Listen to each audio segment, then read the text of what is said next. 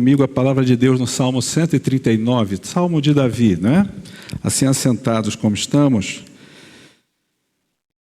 No ano passado eu trouxe algumas reflexões nesse Salmo à igreja.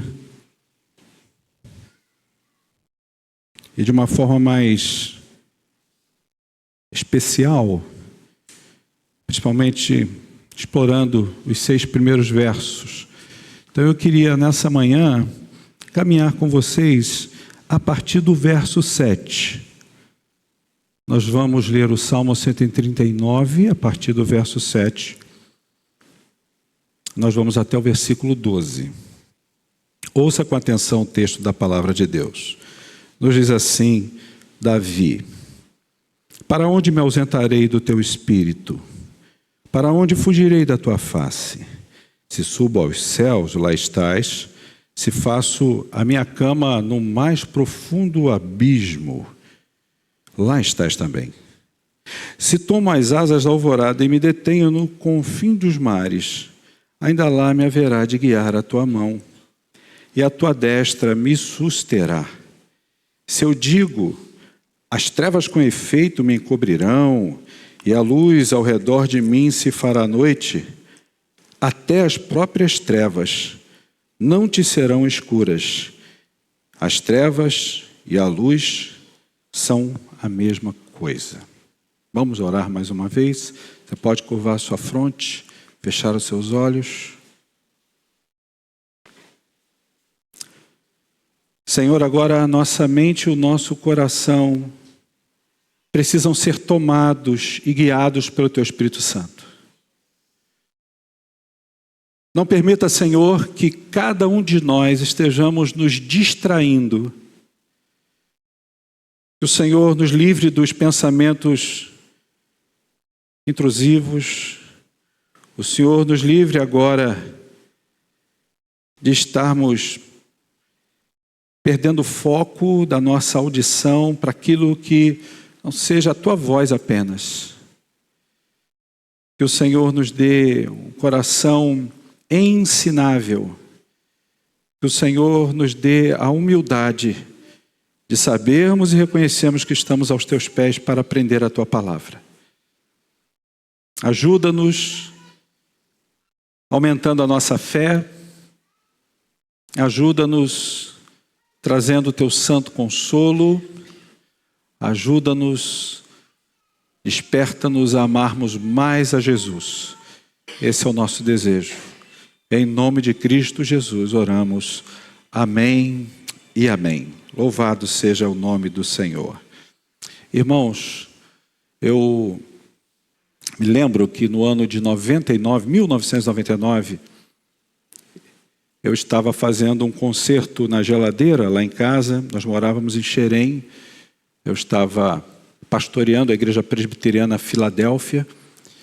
E eu estava ali consertando a saia da geladeira e mexendo ali debaixo, agachado, quando de repente o Davi, o nosso caçula, com aproximadamente 2 anos, chegou na cozinha, na porta da cozinha, vindo da área lá da casa, e ele, pequenininho, aquele menino, né, russinho, loirinho, cabelinho bem escorridinho no rosto, branquinho, com o rosto bem vermelho, os lábios roxos, parou assim à porta da cozinha e ficou parado, me olhando.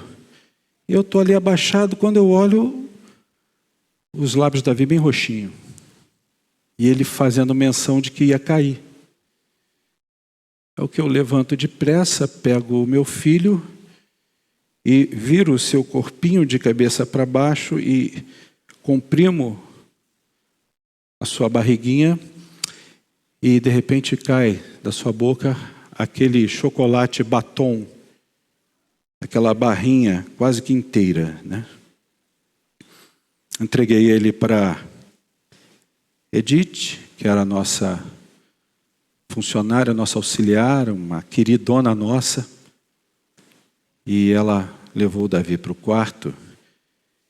E eu fui para a sala com as pernas trêmulas, orar e agradecer a Deus pelo livramento que Ele havia dado ao meu filho. Porque eu sabia muito bem o que aquilo significava.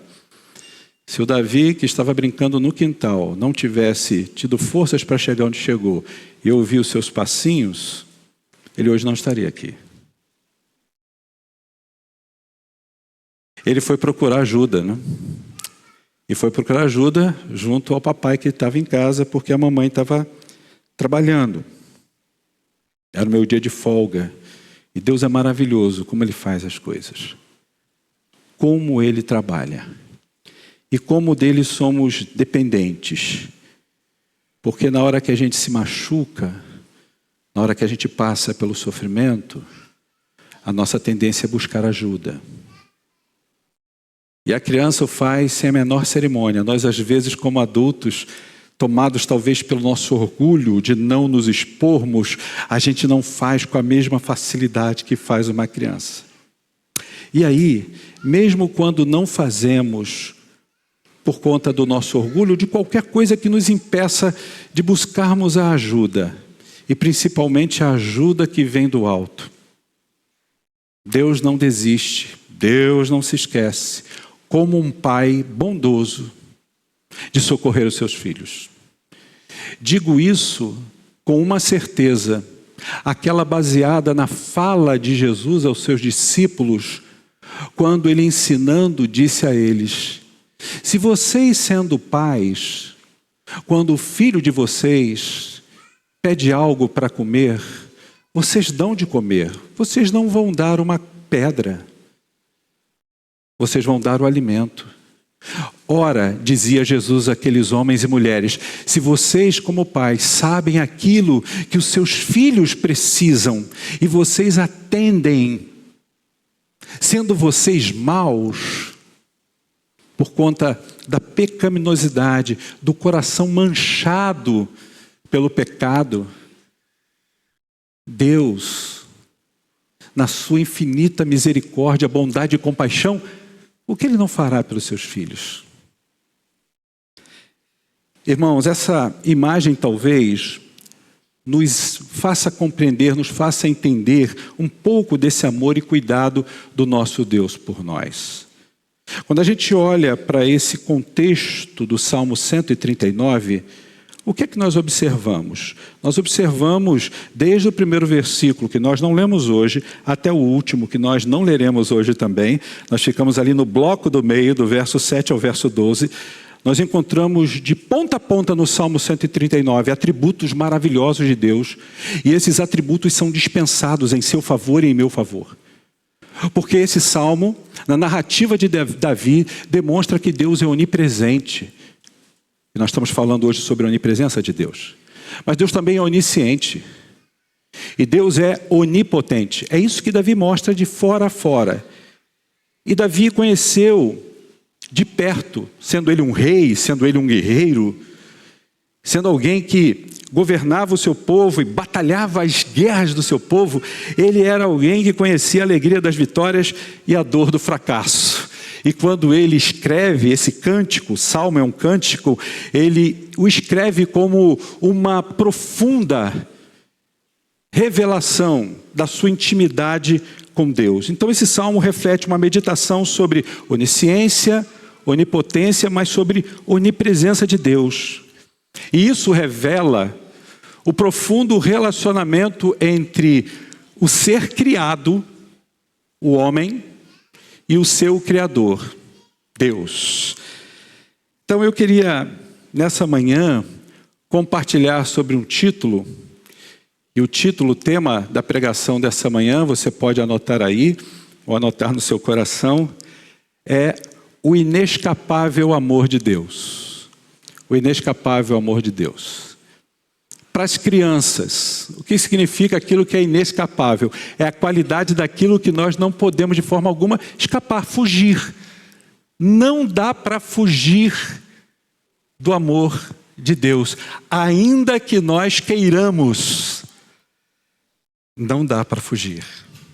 É interessante porque a gente percebe que quando vemos essa verdade, essa é uma daquelas verdades na Bíblia que oferece para a gente uma segurança muito grande. E por que ela nos oferece essa segurança muito grande? Porque nos traz uma certeza de que eu e você não estamos sozinhos. Que Deus nos conforta.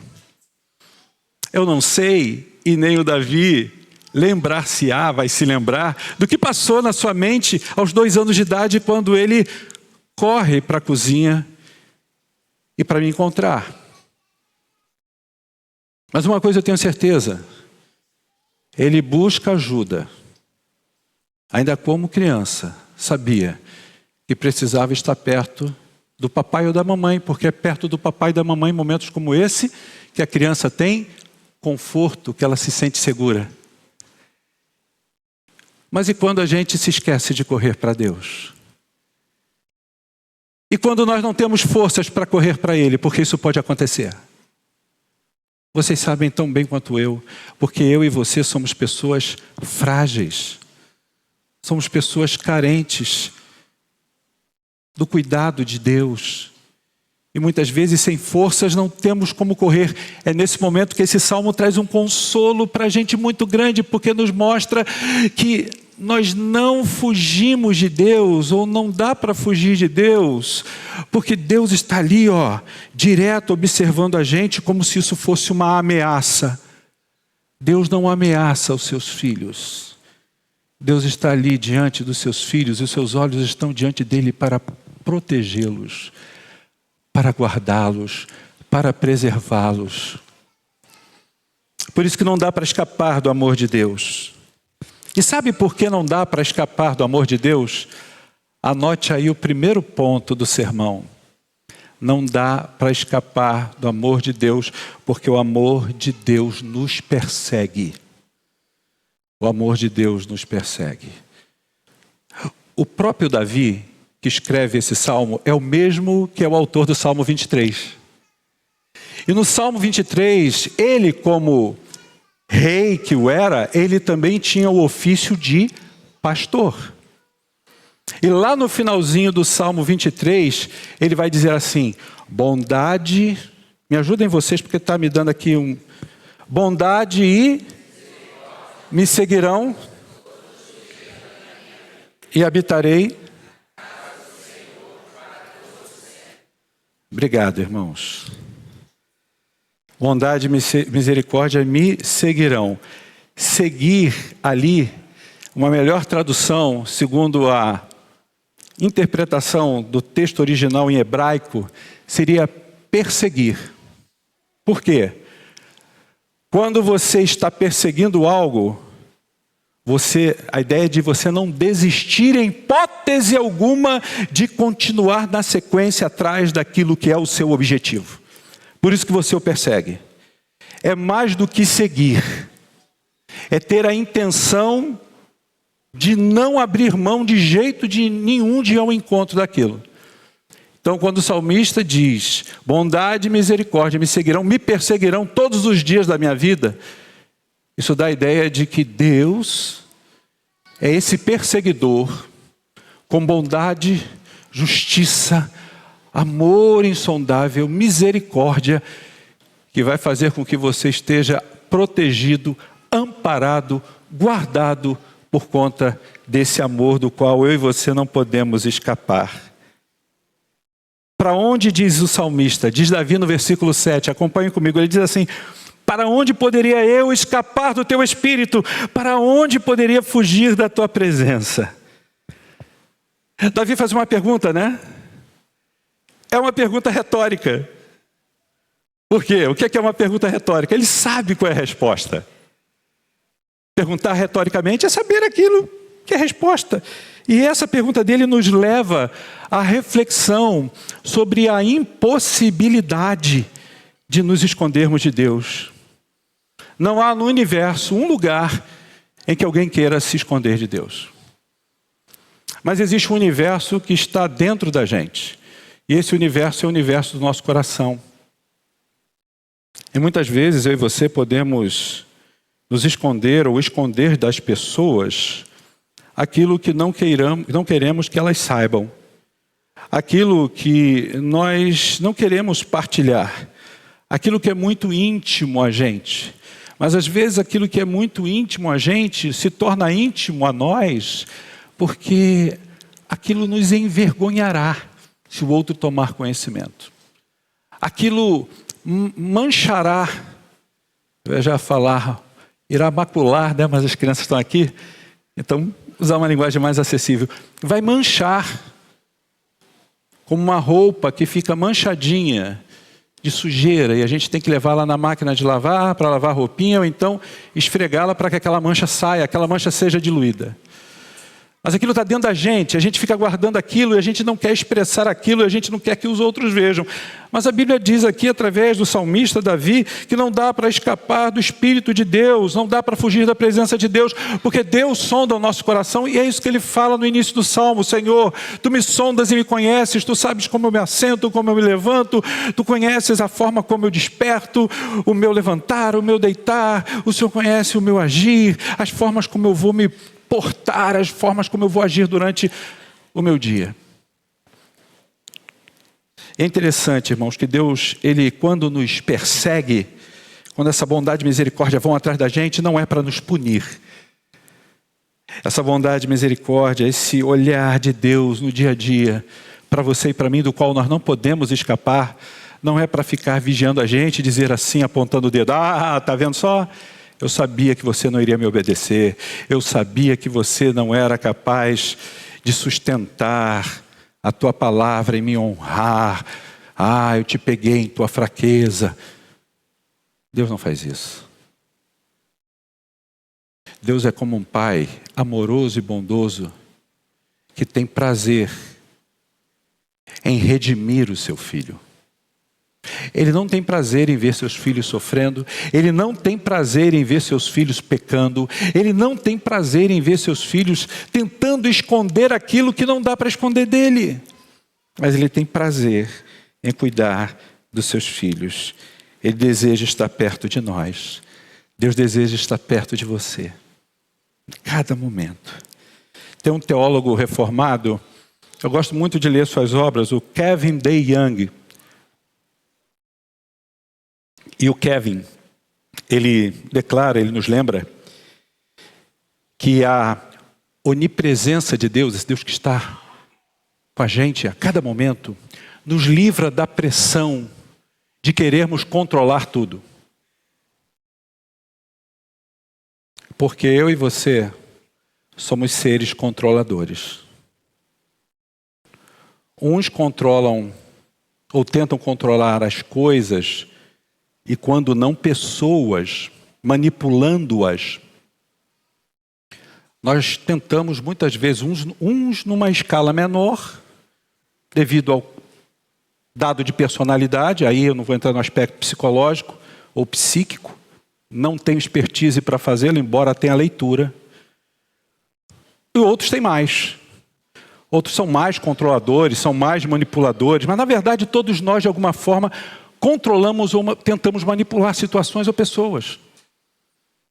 Mas quando nós entendemos, irmãos, que este Deus é o Deus que está conosco a cada instante, estamos diante dele todos os momentos da nossa vida. Temos consciência disso, isso nos livra de uma pressão de tentarmos controlar as coisas. Porque aí nós entendemos que ele é o Deus que tem poder e tem gerência sobre tudo e sobre todos. É o Deus que pode todas as coisas. Então a gente pode descansar, vamos assim dizer, na certeza de que Ele está cuidando de cada detalhe da nossa vida. Você tem tido essa consciência? Você tem descansado nessa convicção de que Deus controla cada detalhe da sua vida?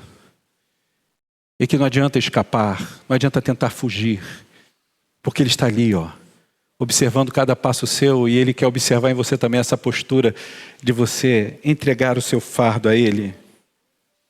Eu gosto muito de um texto de Jeremias, e eu registrei aqui, Jeremias 23, 24. De vez em quando eu estou sempre voltando a esse versículo dos meus apontamentos, das minhas devocionais. Lá em Jeremias 23, 24, nos diz assim o profeta: Acaso pode alguém esconder-se em esconderijos, de modo que eu não veja? Diz o Senhor. Porventura não encho eu os céus e a terra? Diz o Senhor. Deus está dizendo para você e para mim exatamente isso, para você e para mim nessa manhã. Não sou eu sou o Deus que você diz ser todo-poderoso, o Deus que você declara ser conhecedor de todas as coisas, portanto um Deus onisciente. Não sou eu o Deus que você tem afirmado que é o Deus que está presente em todos os lugares. Por que você não descansa em mim? Irmãos, quando nós nos sentirmos tentados a fugir de Deus, e sabe o que é que nos faz fugir de Deus? Aquilo que fez Adão e Eva fugirem de Deus. O pecado. É o pecado. O pecado nos leva a fugir da igreja, da comunhão com os nossos irmãos. O pecado nos leva a esfriarmos e não desejarmos mais ler a palavra diariamente, dela extrair para nós vida para nosso ensino e para nossa comunicação do Evangelho. O pecado nos leva a uma vida morna de oração. O pecado nos leva a nos afastarmos dos nossos irmãos, a deixarmos de estar com os nossos irmãos. O pecado nos leva a tanta coisa que essas coisas vão nos afastando de Deus. E a gente não pode esquecer de uma coisa, que quando a gente tenta fugir dele, para onde formos, ele estará lá. Deus estará lá. Um aluno, uma das minhas aulas, e foi um tempo atrás, de teologia sistemática, ele falou assim: reverendo, tem um lugar que Deus não está. Aí eu falei: é mesmo? Então você me ajuda, me ilustra, me ensina. Porque até hoje eu não consegui descobrir um lugar onde Deus não esteja. Ele falou: pastor, Deus não está no inferno. Porque Deus é santo. E no inferno está condensada toda a ação, toda a prática, toda a essência do pecado. Deus não pode estar lá. Eu disse para ele: e se eu te disser que Deus está lá?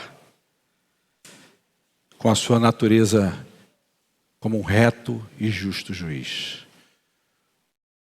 Porque a santidade de Deus é maior do que o mal, maior do que o pecado. Senão Deus não habitaria no nosso coração pecador pela instrumentalidade do Espírito Santo. Deus está lá como juiz. Não existe um lugar onde Deus não esteja. Meus irmãos, em vez de fugir, a gente tem que correr para Deus. Está machucado, está ferido, está se sentindo fraco, está se sentindo abatido, está se sentindo sem vontade de orar. Ora, corre para Ele, porque quando você corre para Ele, você ora. Está sem vontade de ler a Bíblia. Fala com Ele, abra a Bíblia e deixa Ele falar com você. Busca o seu perdão, busca o seu consolo, busca a sua direção. Sabe por quê? Ele vai fazer como aquele pai e aquela mãe, quando o filho está passando um aperto. Ou quando o filho quer consolo, o filho quer carinho e segurança, o que é que ele faz? Ele corre para os braços da mamãe, corre para os braços do papai. Deus quer te abraçar. É inútil fugir de Deus, porque esse amor de Deus nos persegue. Mas, como se não bastasse, esse amor de Deus não só nos persegue, como também nos acompanha. Veja comigo o que diz aqui o Salmo 139, no verso 8. Davi declara: se eu subir aos céus, diz o texto, lá estás. Se eu fizer da sepultura a minha cama, também lá estás. Percebe essa universalidade da presença divina? Porque aqui, Davi está expandindo, ele está aumentando essa ideia da presença de Deus na tua e na minha vida, afirmando que ela se estende aos lugares mais altos e profundos. Não adianta nós fugirmos dele, porque ele vai nos acompanhar, não importa. Se a gente sobe, se a gente vai subir aos céus aqui pode ser subir as nossas experiências mais íntimas, mais espetaculares, aquelas que nos levam para cima, aqueles momentos em que nos sentimos tão plenos, tão vitoriosos, tão felizes. Mas isso sem Deus não tem sentido nenhum. Nós precisamos celebrar esses momentos na companhia de Deus e dizer: Deus, eu sei que Tu estás aqui comigo. É no momento alto em que subo aos céus para comemorar, para celebrar, como nos momentos baixos, nos momentos de queda, onde as coisas parecem que estão tão difíceis e nada dá certo, e a minha alma parece que está sendo comprimida, apertada pelos percalços difíceis da vida. Às vezes nós estamos querendo subir aos céus, né, para ter experiências espirituais elevadas. E muitas vezes elas são perigosas, porque nós achamos muitas vezes melhor do que o outro quando experimentamos coisas maravilhosas demais da parte de Deus. Isso pode ser a nossa derrota. E a gente precisa entender que é nesses momentos, seja no alto, seja no baixo, seja na sepultura, como diz Davi, que é o desespero, que é a tristeza, Deus vai estar lá. E a sua presença não vai ser limitada, de jeito nenhum, pelas circunstâncias que nos afetam. Não há circunstância nenhuma que te afete, que vá limitar o amor dessa presença de Deus que te acompanha. Eu também tenho lido e relido algumas obras de um teólogo calvinista que nos deixou há algum tempinho, o R.C. Sproul. O Sproul, em seu livro A Santidade de Deus, ele enfatiza uma coisa muito interessante. Sabe o que ele declara ali?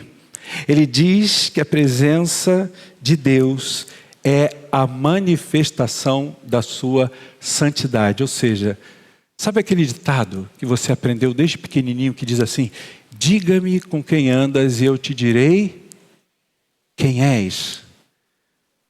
Se você anda com Deus e Deus é santo, a tendência é você ser santificado pela presença dEle. Talvez a mulher mais sábia que eu conheço na minha vida, e tem sido assim ao longo de quase 40 anos, é minha esposa. Eu tenho sido extremamente edificado pela presença dela. E uma das coisas que a Bíblia diz é que a mulher sábia, ela edifica a sua casa. A tola destrói com as suas próprias mãos. Mas também diz que a mulher que é santa, ela santifica o seu marido. Então, às vezes, eu paro para analisar na minha convivência ao longo de quase 40 anos de caminhada com a minha esposa, eu vejo quanta coisa eu mudei e outras que eu preciso melhorar, preciso mudar, justamente por causa do exemplo dela na minha vida. E digo isso de boa, isso não me diminui, isso não me faz pequeno, mas eu tenho aprendido, irmãos, que nós precisamos aprender a ser humildes e de reconhecer aquilo que Cristo tem construído na vida do outro e que afeta a minha vida. A presença de Deus, ela nos acompanha. E essa presença de Deus na nossa vida, se ela nos acompanha, ela impõe sobre você e sobre mim santidade. Eu tenho que ser diferente. Se o alimento que me acompanha é um alimento saudável, eu serei saudável. Se o alimento que me acompanha não é saudável, eu não serei saudável. É simples assim. Nós precisamos aprender em tempos de alegria e de sofrimento, lembrar que Deus está com a gente, que a companhia de Deus está ali presente. Então nós temos que celebrar a sua presença, seja nos momentos mais felizes, seja nos momentos mais difíceis. Ele nos dará consolo. Sabe por quê? Porque esse texto nos ensina que nós não podemos escapar do amor dele, é porque é um sinal de igualdade depois dessa equação. E sabe de que forma ela é resolvida?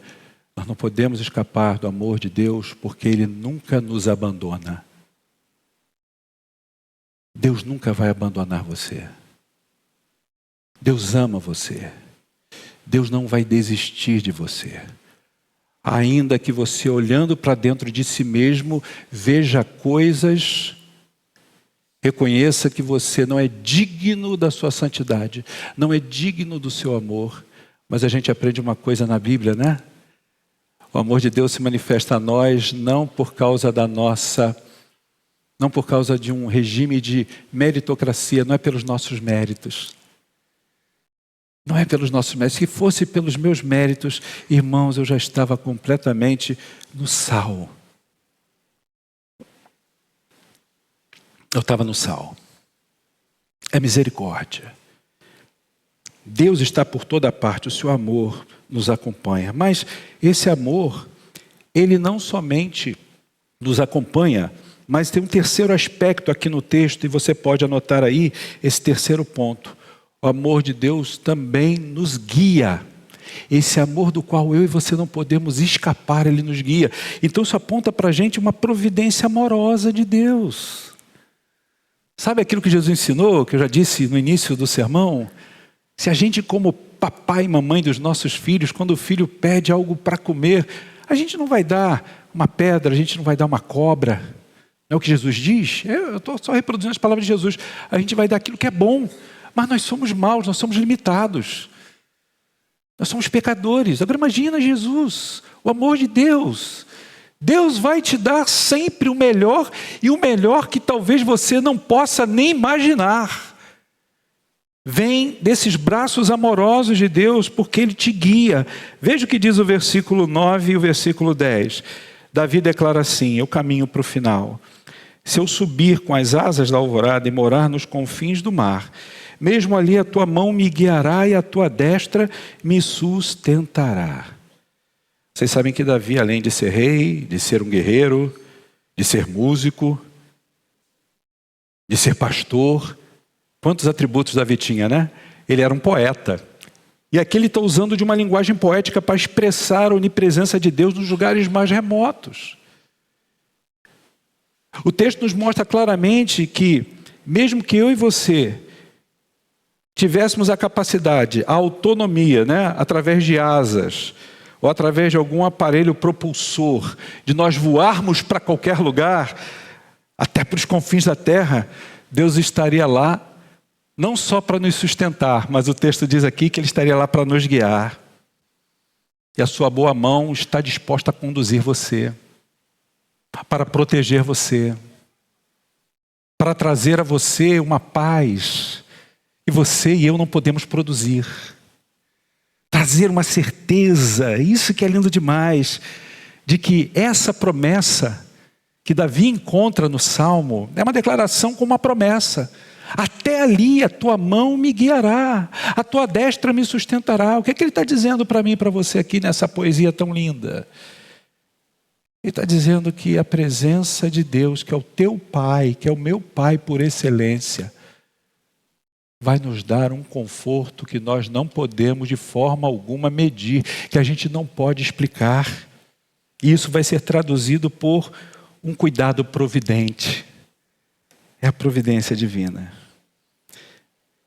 John Piper escreveu um livro intitulado Desejando Deus.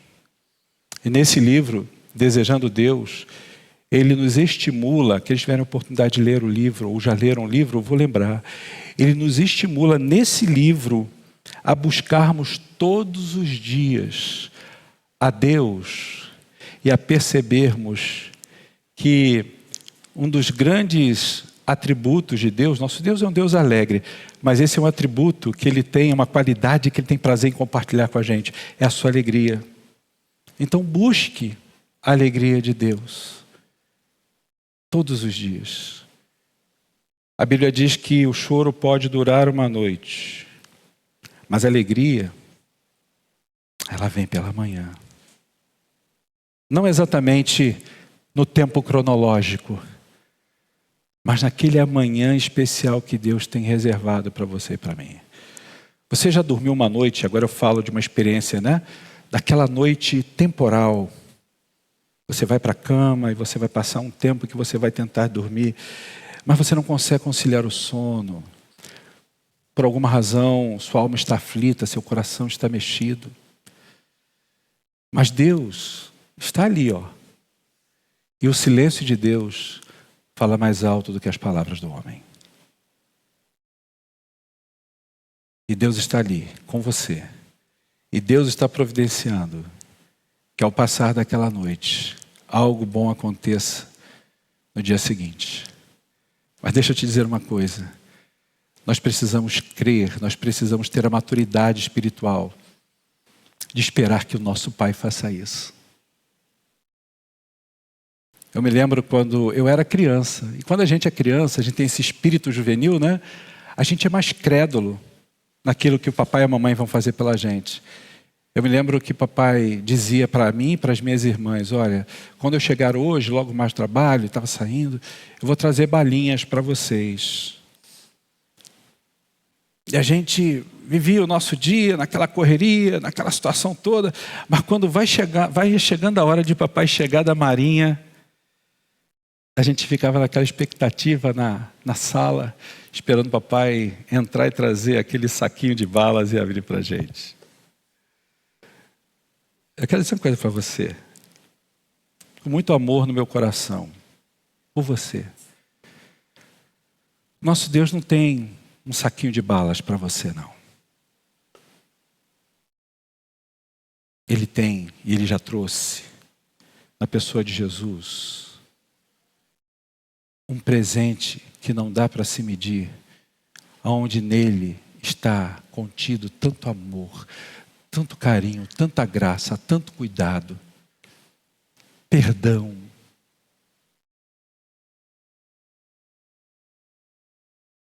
Redenção. Poder para converter você e eu.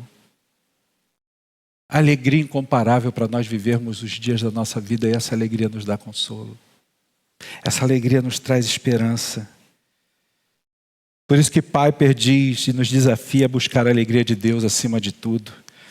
E quando nós encontramos essa alegria na sua presença, eu e você somos capacitados a enfrentar qualquer desafio sabendo que Ele está nos guiando. Isaías 41, versículo 10, esse versículo eu acredito que você conheça bastante. Deus fala ao seu povo através do profeta e Ele declara o seguinte, Isaías 41, 10. Ouça com atenção. Ouça mais do que com os ouvidos que estão aqui, na sua cabeça. Ouça com os ouvidos do coração. Diz assim o Senhor, Ele está falando para você nessa manhã. Não temas, porque eu sou contigo. Não te assustes, porque eu sou o teu Deus. Eu te fortaleço. Eu te ajudo. E eu te sustentarei com a minha destra fiel. É o Senhor falando para você. Confie na providência de Deus, meu irmão, minha irmã, em todas as áreas da sua vida. Busque sua direção em oração. Siga seus caminhos com confiança, sabendo que esse Deus que te guia e te sustenta, Ele vai continuar cuidando de você, não importa onde você esteja. Não importa qual seja o lugar da tua fuga. Porque Davi estava fugindo do Senhor. Jonas, o que mais Jonas fez foi fugir do Senhor. Deus foi lá, o alcançou com compaixão, misericórdia, o colocou no ventre de um grande peixe e Deus o conduziu para que se cumprisse os propósitos dele lá em Nínive. O pastorzão, o maior missionário na Bíblia, autor de 13 epístolas, o apóstolo Paulo, fugiu, embarcou lá para Tarsis. O Senhor, vem cá, Paulo, vem comigo. Não adianta a gente fugir do Senhor. Como diz a irmã Ana Paula Valadão, não dá para brincar de esconde-esconde com Deus. As crianças às vezes cantam essa canção. Não dá para brincar de esconde-esconde com Deus, irmãos. Deus nos conduz em sua providência. O amor de Deus nos guia. Então, queridos, eu quero terminar essa pregação concluindo aqui que quando a gente olha para essa onipresença de Deus, que é uma verdade consoladora, encorajadora, Ele nos revela que nunca estamos sozinhos. Porque nós seremos sempre amados, e é isso que o Evangelho diz para você e para mim, sempre seremos filhos amados desse Pai maravilhoso que é o Senhor. Por isso que João 3,16 diz que Deus amou o mundo de tal maneira que deu o seu único Filho para que todo aquele que nele crê, essa é a condição, não pereça, mas tenha vida eterna. Então o Evangelho de Jesus é a maior demonstração desse amor. Diz lá em João 1,14 que por conta desse amor Deus habitou entre nós e se fez carne. E andou entre nós conhecendo as nossas limitações, as nossas tentativas de fuga. Ele experimentou as nossas dores, Ele carregou os nossos pecados, Ele venceu a morte para nos reconciliar com Deus. Você é uma pessoa que pela aceitação de Cristo na sua vida, pela recepção na sua vida de Cristo Jesus, pelo poder restaurador e regenerador do Espírito Santo, você agora, meu irmão, minha irmã, você está reconciliado com Deus. Portanto, viva cada dia com a certeza de que não dá para fugir do amor de Deus. E se não dá para fugir do amor de Deus, busque todos os dias a esse Deus que te persegue. Diga assim: Senhor, cansei de fugir. Eu quero confiar e aprender a confiar no seu amor constante todos os dias. Hoje aqui, pela manhã, foi nos ensinado através da nossa irmã professora Juliene sobre oração, baseado na vida de Jacó. E vocês sabem que lá no capítulo 32 de Gênesis, Jacó chega um momento que ele está em fuga, né? Porque ele soube que seu irmão Esaú ia matá-lo, ia fazer perecê-lo a fio da espada. E ele está, fugindo do seu irmão. Mas chega um momento, ali no capítulo 32, que ele vai dizer assim: eu cansei, sabe? Aí ele pega as suas duas mulheres, pega os seus servos, pega os seus animais, pega os seus filhos, e ele diz assim: eu cansei, agora vocês vão para o outro lado do vale, para o outro lado do ribeiro, e eu vou ficar aqui sozinho para resolver essa situação. E aí ele luta com o anjo. E o seu nome é mudado. A sua vida é mudada. E ele diz: Senhor, na verdade não era da bênção do meu pai que eu precisava. Uma bênção que eu usurpei. Eu preciso da tua bênção e eu não vou sair daqui enquanto não me abençoares. Ele cansa de fugir. E o texto diz que depois ele vai ao encontro do seu irmão. Olha, agora de um fugitivo ele passa a ser um perseguidor. Diz a Bíblia que quando eles se encontram, e toda vez que eu leio esse texto, se eu pronunciar eu não choro, mas quando eu leio o texto que eu estou diante da Bíblia eu começo a chorar. Porque ele se encontra com seu irmão, ele vai humildemente diante do seu irmão, ele se curva diante do seu irmão e diz para o seu irmão: olha, os meus servos, os meus animais são todos seus. Era a forma que ele tinha de pedir perdão para Esaú. E Deus já havia trabalhado no coração de Esaú. Diz o texto que Esaú vai, corre. Eu fico imaginando essa cena, irmão. Isso é lindo demais. Alguém que é perseguido se cansa de ser perseguido, cansa de fugir, está ali, vazado, aberto, exposto. Talvez até ser morto, porque ele sabia, desde o início, sua mãe, Rebeca, havia falado isso para ele: teu irmão vai te matar pelo que você fez. E de repente diz o texto que Esaú corre, os dois se encontram, os dois se abraçam, e diz o texto que eles se beijam. Eles se beijam. Onde estava o ódio? Onde estava o rancor? Desses anos todos. Se você fizer uma contabilização do tempo, da cronologia desse tempo de fuga, é mais de 40 anos. 40 anos alimentando raiva, ódio, rancor, ressentimento. E tudo se desfaz na presença do Eterno em segundos. Porque todos nós estamos diante da face do Senhor. Corandel. Os irmãos da Alvorada que estão aqui entenderam isso, os irmãos da nossa igreja que tiveram lá na Pé de Guaratiba entenderam isso. Nós estamos diante da face do Senhor. Que o Senhor te abençoe e te guarde, meu irmão e minha irmã. Que o Senhor resplandeça a sua face, a face do seu rosto sobre você. Que o Senhor tenha misericórdia de você. Que o Senhor te dê paz. Que o Senhor acalme o teu coração. Que o Senhor pacifique a tua mente, a mente agitada, a mente confusa, a mente que está correndo, A mente que está tentando fugir, não é só fugir de pessoas, fugir do medo, fugir da tristeza, fugir da angústia.